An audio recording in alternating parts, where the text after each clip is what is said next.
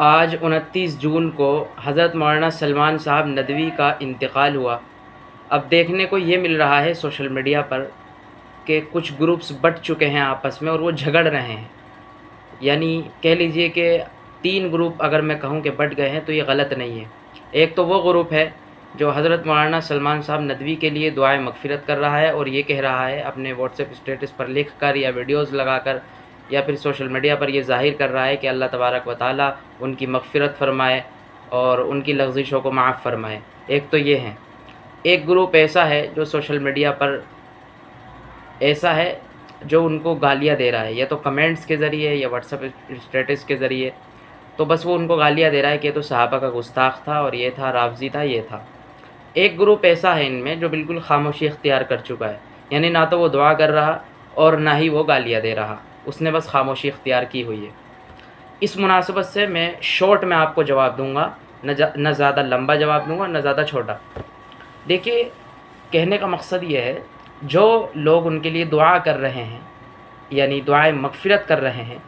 تو وہ بھی اپنی جگہ ٹھیک ہے، غلط نہیں ہے۔ ہم ان کو یہ نہیں کہہ سکتے کہ آپ کوئی غلط کام کر رہے ہیں، چونکہ دیکھیے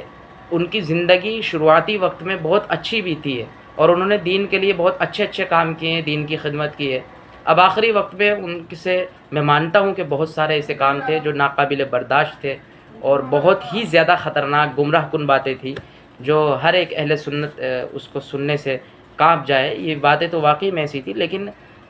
اللہ رب العزت کی ذات ایسی ہے کہ وہ کسی کی ایک خوبی کو دیکھ کر اور باقی خطا کو دیکھ کر معاف بھی کر سکتا ہے، اور ایک غلطی کو دیکھ کر باقی خوبیوں کو دیکھ کر اس کو جنت میں دوزخ میں بھی ڈال سکتا ہے۔ لیکن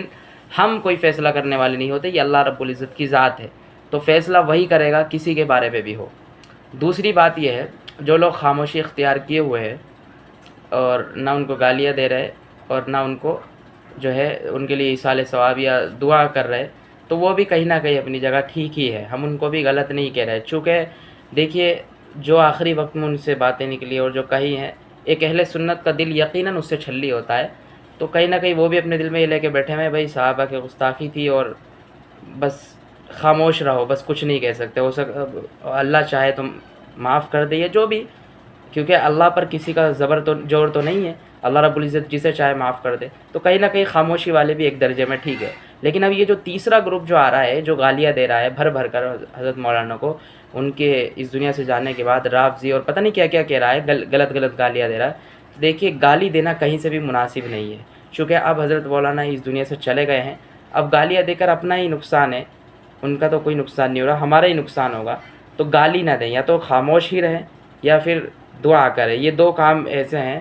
جو آپ کو ٹھیک لگے کر لیں، لیکن یہ تیسرا کام جو ہے یہ کہیں سے بھی مناسب نہیں ہے، اس لیے کہ گالی دینے سے اپنی زبان خراب ہوگی، کسی اور کا کوئی مسئلہ نہیں ہے۔ تو امید ہے بس یہ شارٹ میں جواب دینا تھا۔ جو خاموش ہیں اور جو دعا کر رہے ہیں، سب اپنی اپنی جگہ ایک طریقے سے ٹھیک ہی ہے، یا تو دعا کرو یا خاموش، لیکن گالی دینا